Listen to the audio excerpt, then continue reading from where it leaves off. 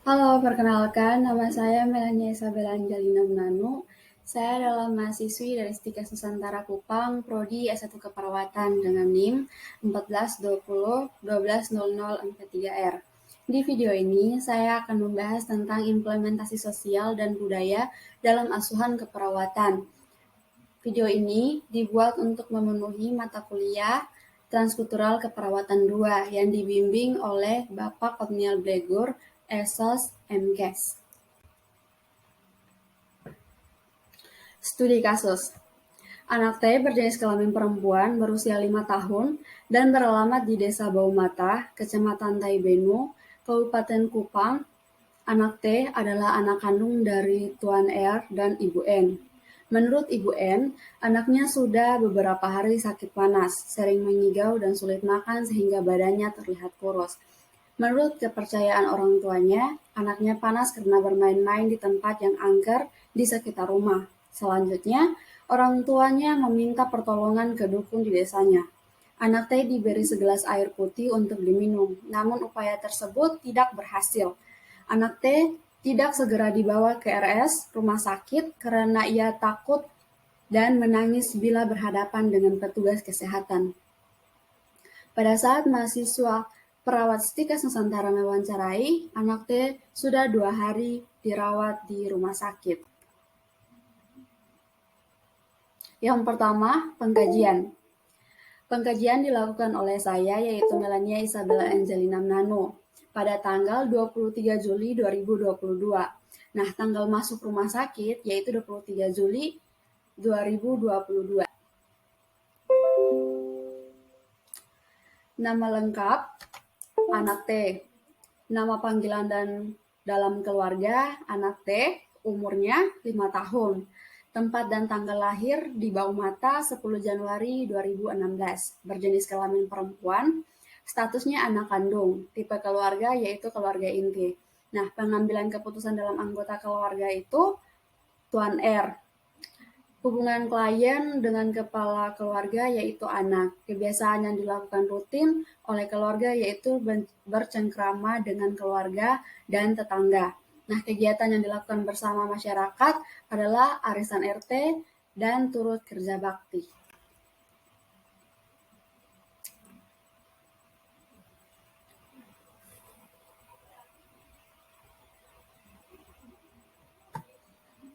Yang berikutnya yaitu faktor nilai budaya dan gaya hidup.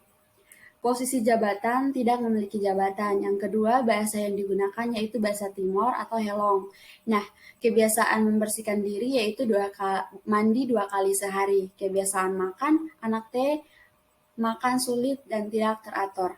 Nah, makanan pantangan berkaitan dengan kondisi sakit yaitu makanan pantangan tidak ada, namun makanan yang dikonsumsi kurang mengandung zat gizi karena hanya makan nasi dan lauk seadanya, jarang makan daging dan juga buah-buahan.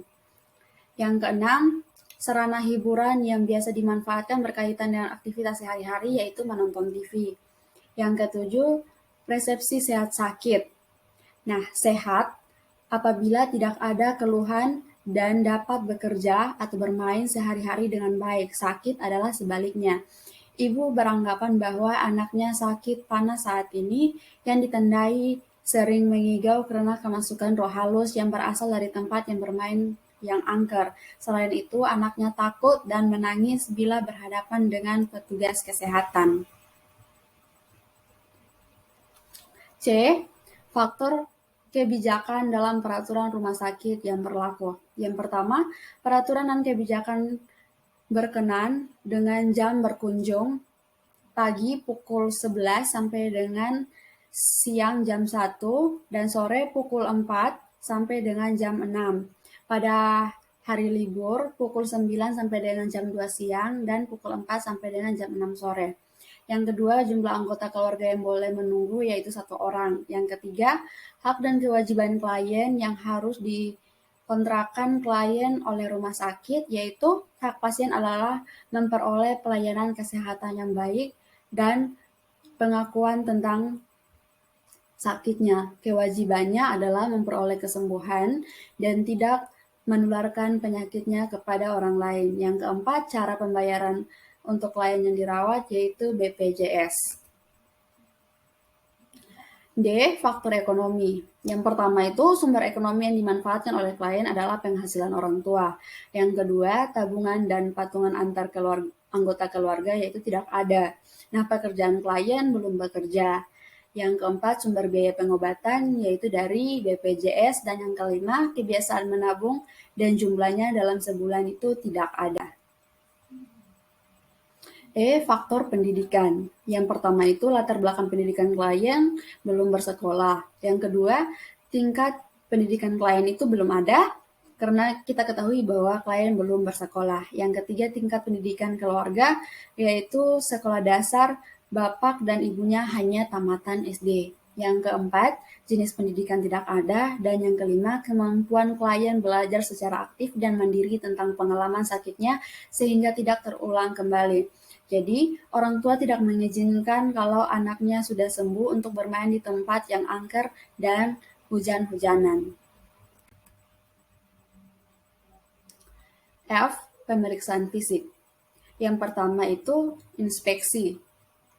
A. Mata, agak menonjol. B. Wajah, bulat dan terlihat pucat. Yang kepala itu rambutnya agak kemerahan.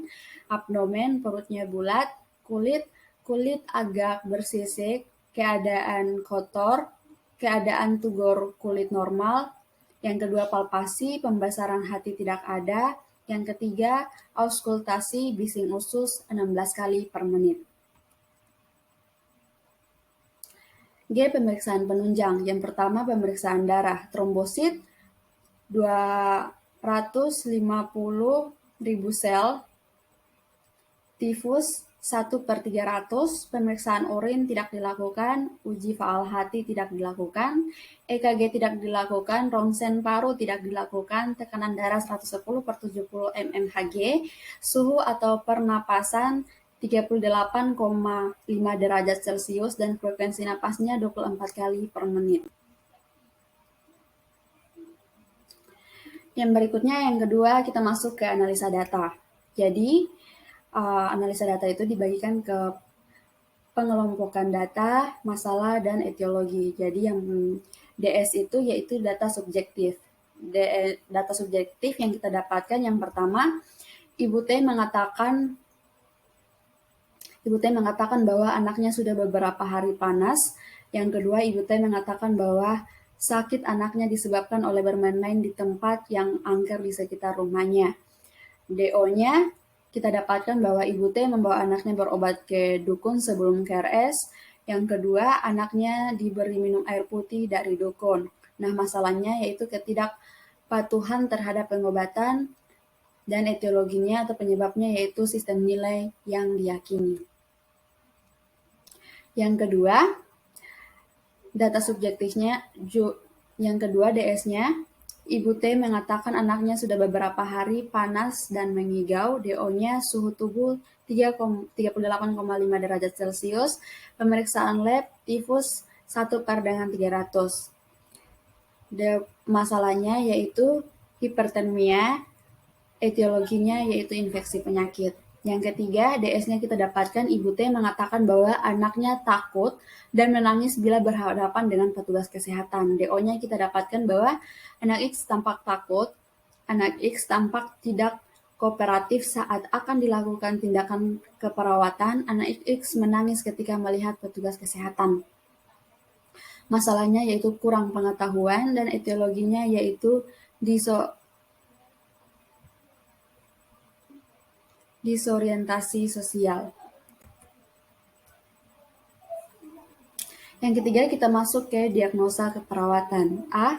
Ketidakpatuhan keluarga terhadap pengobatan berhubungan dengan sistem nilai yang diyakini yang ditandai dengan yang pertama, DS. Ibu N mengatakan bahwa sakit anaknya disebabkan oleh roh halus. DO-nya, Ibu N membawa anaknya berobat ke dukun sebelum ke RS dan anaknya diberi minum air putih oleh dukun. Yang kedua, hipertermi berhubungan dengan infeksi penyakit yang ditandai dengan DS. Ibu N mengatakan anaknya sudah beberapa hari panas dan mengigau. DO-nya kita dapatkan bahwa suhu tubuh 38,5 derajat Celcius dan pemeriksaan labnya tifus 1/300.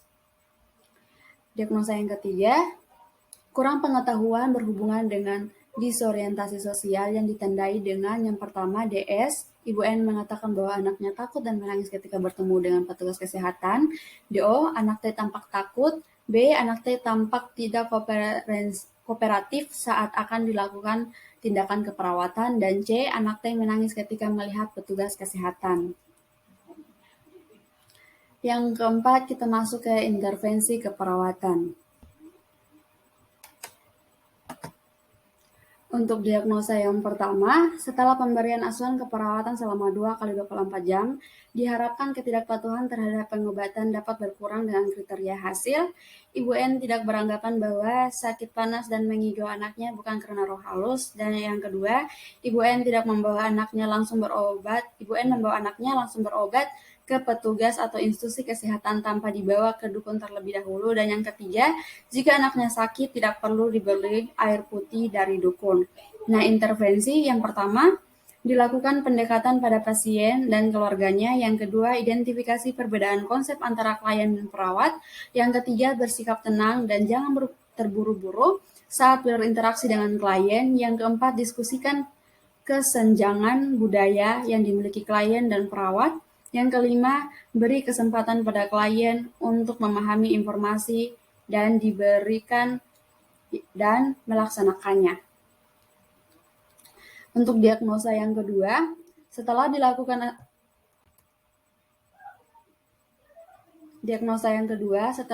asuhan keperawatan selama 3x24 jam, diharapkan klien dapat mempertahankan suhu tubuh dalam batas normal dengan kriteria hasil. Yang pertama, Ibu N mengatakan anaknya tidak panas dan tidak mengigau, suhu 37 derajat Celcius. Untuk intervensinya, yang pertama, pertahankan suhu tubuh dalam keadaan normal. Yang kedua, pantau tanda-tanda vital. Yang ketiga, cegah terjadinya komplikasi. Untuk diagnosa yang ketiga, setelah dilakukan asuhan keperawatan selama 1x24 jam, pengetahuan ibu berhubungan dengan disorientasi sosial dapat meningkatkan dengan kriteria hasil. Yang pertama, ibu klien mengatakan kalau anaknya sudah tidak takut lagi jika didatangi oleh perawat. Yang kedua, anaknya tidak tampak bingung. Yang ketiga, anaknya tampak dapat kooperatif saat akan dilakukan tindakan keperawatan. Untuk intervensinya, yang pertama, lakukan pendekatan pada pasien dan keluarga. Yang kedua, terjemahkan terminologi gejala pasien ke dalam bahasa kesehatan yang dapat dipahami oleh klien dan orang tua. Yang ketiga, berikan informasi pada klien tentang sistem pelayanan kesehatan. Yang keempat, libatkan keluarga dalam perencanaan perawatan. Yang kelima, lakukan negosiasi yang kesepakatannya berdasarkan pengetahuan biomedis, pandangan klien, dan standar etik apabila konflik tidak terselesaikan. Yang kelima, implementasi dan evaluasi. Yang pertama itu terdiri dari diagnosa, tanggal dan jam dilakukannya, implementasi, serta evaluasinya. Untuk diagnosa yang pertama itu dilakukan pada 23 Juli 2022 jam 9. Implementasinya yaitu yang pertama, melakukan pendekatan pada pasien dan keluarga. Yang kedua, mengidentifikasi perbedaan konsep antara klien dan perawat. Yang ketiga, menghadapi pasien dengan sikap tenang dan tidak terburu-buru saat berinteraksi dengan klien. Yang keempat, mendiskusikan kesenjangan budaya yang dimiliki klien dan perawat. Yang kelima, memberi kesempatan pada klien untuk memahami informasi yang diberikan dan melaksanakannya. Untuk evaluasinya dilakukan pada 20 Agustus dilakukan pada 20 Agustus 2022 di jam 2 siang. S-nya atau subjeknya, ibu sudah memahami bahwa sakit panas dan mengigau anaknya bukan karena roh halus. Objeknya yaitu ibu memberikan obat-obatan dari rumah sakit. Untuk A-nya, tujuan tercapai. Untuk P-nya, intervensi dihentikan.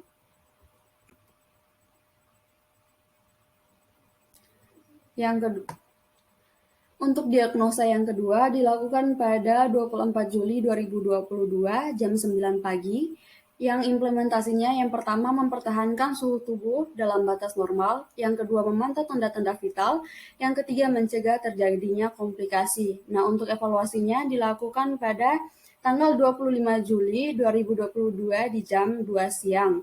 Untuk subjeknya, ibu mengatakan bahwa panas sudah mulai turun. Untuk objeknya suhu 37 derajat Celcius dengan tekanan darah 110/70 mmHg, RR-nya 24 kali per menit.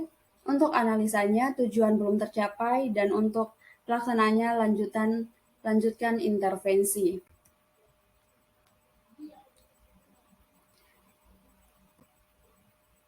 Yang satunya, pertahankan suhu tubuh dalam batas normal, yang kedua pantau tanda-tanda vital, dan yang ketiga cegah terjadinya komplikasi.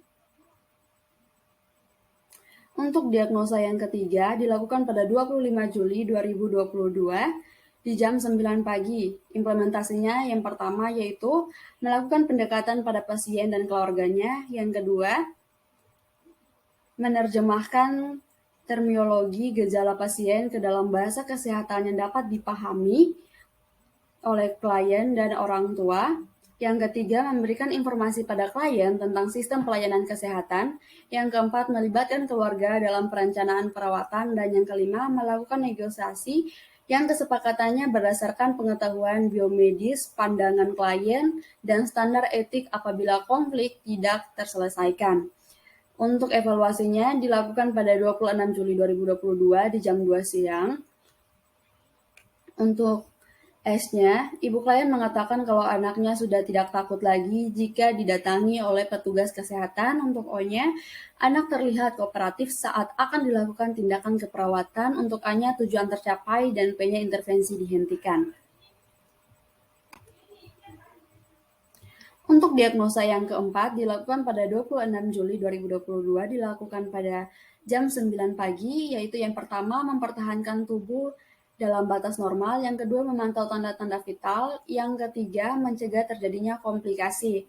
Nah, ini untuk evaluasinya dilakukan pada 26 Juli 2022 jam 2 siang. Untuk subjeknya, ibu mengatakan tubuh anaknya sudah tidak terasa panas lagi. Untuk O-nya, suhu tubuh 30 derajat Celcius dengan tekanan darah 110/70 mmHg. Untuk RR-nya 24 per menit.